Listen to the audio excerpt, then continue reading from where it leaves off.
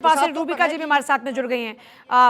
रूबिका, जिस तरीके से हम देख रहे हैं सीडब्ल्यूसी की सूची सामने है, आपका अपना आकलन क्या है इस सूची पर? पूजा, अगर आप मुझे सुन पा रही हैं तो इस वक्त की सबसे बड़ी खबर यही है कि 30 लोगों के नाम इस all India Congress working committee में लिस्ट किए गए हैं और उसमें जो आप टॉप 4 नाम देखेंगे उनमें मल्लिकार्जुन खड़गे हैं, सोनिया गांधी हैं। सोनिया गांधी का नाम बड़ा इंटरेस्टिंग हो जाता है क्योंकि बार बार कांग्रेस पार्टी की तरफ से कहा जा रहा था कि सोनिया गांधी, क्योंकि ये भी जानकारियां थी कि सोनिया गांधी की तबीयत जो है वो खराब रहती है और इस तरीके से एक्टिवली पार्टिसिपेट करना बहुत ज्यादा उनकी तरफ से संभव नहीं हो पाएगा। लेकिन अब बड़ी खबर यह है कि वर्किंग कमेटी में सोनिया गांधी, मल्लिकार्जुन खड़गे और राहुल गांधी, अच्छा ये तो हो गई टॉप लीडर्स की बात, लेकिन इम्पोर्टेंट ये हो जाता है कि 29वें नंबर पर जब आप आएंगी पूजा तो नाम आता है सचिन पायलट का। आप जानती हैं कि राजस्थान के चुनाव है, दर्शक जानते हैं कि राजस्थान के चुनाव है और राजस्थान के चुनावों में बहुत महत्वपूर्ण है कि जो 2 अलग अलग पावर सेंटर्स बन रहे हैं उन पावर सेंटर्स को किसी तरीके से एक करना है, चैनलाइज करना है। जैसे कर्नाटका में हमने देखा था कि बार बार विपक्ष की तरफ से आरोप ये लगाया जाता था कर्नाटक में या विरोधियों की तरफ से कांग्रेस के कि देखिए 2 पावर सेंटर्स है, डीके शिव कुमार अलग है और खड़गे जो हैं, माफ कीजिएगा, जो मौजूदा मुख्यमंत्री हैं वो इस तरफ अलग अपने पावर का इस्तेमाल कर रहे हैं। यही राजस्थान में भी है। यही कहा गया कि गहलोत जो हैं वो एक अलग उनकी एक अलग टीम है और सचिन पायलट जो हैं अलग ही मोड़ पे, अलग ही राह पर निकलते हुए नजर आ रहे हैं। लेकिन यहाँ सचिन पायलट का भी all India Congress working committee में नाम आना ये बताता है कि पार्टी ने उनको इस बात का जो कॉन्फिडेंस है वो दे दिया है that you are going to be an important part. आप एक महत्वपूर्ण जिम्मेदारी लगातार निभाते रहेंगे पूजा। तो ये इस वक्त की बड़ी खबर है।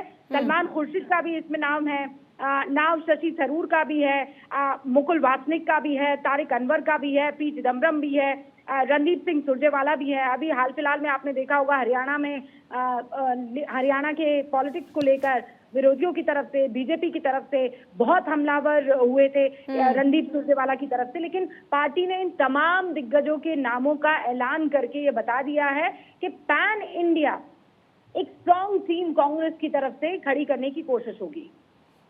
और ये जिस स्ट्रॉन्ग टीम का जिक्र हो रहा है, तमाम दिग्गजों को मौका दिया गया है, लेकिन ये सवाल मेरा अक्षय से भी था, आपसे भी मैं ये समझना चाहूंगी कि युवाओं की नाराजगी इस बात को लेकर रहती है कि तजुर्बे पर ज्यादा फोकस पार्टी का रहता है और युवाओं को उतना एक्सपोजर नहीं मिलता। इस सूची को अगर आप देखती हैं तो युवाओं को कितनी तरजीह दी गई है इस सूची में? ये आपका सवाल देखिए जायज है, लेकिन कांग्रेस पार्टी में अभी सबसे इम्पोर्टेंट और महत्वपूर्ण चीजें क्या है पूजा, वो ये है कि आपको पहले अपने तजुर्बे का इस्तेमाल करके उस पावर को किसी भी कीमत पर लेकर आना है। और किसी भी कीमत से मेरे माने हैं, मैं क्लियर कर देना चाहती हूँ, वो कीमत है कि वोटर्स जो हैं उनको लुभाना है। आपके पास वो वोटर्स आने चाहिए और उसके लिए आपको दोनों को साथ लेकर चलना होगा। लेकिन आप ये सही कह रही हैं कि क्या उन सारे युवाओं को आगे रखा गया है, लेकिन अगर आप 39वें नंबर के पास की तरफ जब लिस्ट में आएंगी तो आपको नजर आएंगे कि वहाँ गौरव गोगोई का नाम है, सैयद नसीर हुसैन का नाम है। ये वो तमाम लोग हैं जो युवा तौर पर, देखिए सचिन पायलट उनमें से एक हो गए हैं। रणदीप सुरजेवाला को क्या आप युवा नहीं मानेंगी? हाँ, शुरुआती जो आपको लिस्ट में ऊपर लोग नजर आ रहे हैं उनको आप ये कह सकती हैं कि ये पुराने जो टीम है उनके मुखर चेहरे हैं, उनके प्रखर चेहरे हैं। लेकिन इस लिस्ट को जब मैं देखती हूँ तो मुझे मिला जुला सीडब्ल्यूसी का चेहरा इस वक्त नजर आ रहा है, जिसमें ये कोशिश की गई है कि युवाओं को भी जो दूसरी लाइन है या जो दूसरी सफा है उसमें कोशिश किया जाए, मिलाया जाए। राहुल गांधी इसमें है, प्रियंका गांधी इसमें है, कुमारी सैलजा है, अजय माकन इसमें मौजूद आपको नजर आ रहे हैं इस लिस्ट में, गौरव गोगोई इसमें नजर आ रहे हैं। आप जानती है गौरव गोगोई ने किस तरीके से नो कॉन्फिडेंस मोशन जो है वो वहाँ संसद की पटल में रखा था और एज द लीड स्पीकर उन्होंने कांग्रेस की तरफ से ये भूमिका निभाई थी। और नॉर्थ ईस्ट के लिहाज से भी बड़े खास हो जाते हैं। एब्सोल्युटली एब्सोल्युटली उनके पिता की तरफ से उनका एक मजबूती से नॉर्थ ईस्ट के चेहरे के तौर पर उभरना बहुत महत्वपूर्ण हो जाता है। और इसीलिए उनको देखिए, नॉर्थ ईस्ट में मणिपुर का मुद्दा आप देखिए बार बार जो बीजेपी कोशिश कर रही थी कि ये देखिए बहुत सेंसिटिव मामला, इस पर राजनीति नहीं होनी चाहिए, लेकिन बहुत स्ट्रेटेजिकली गौरव गोगोई को उन्होंने आगे किया।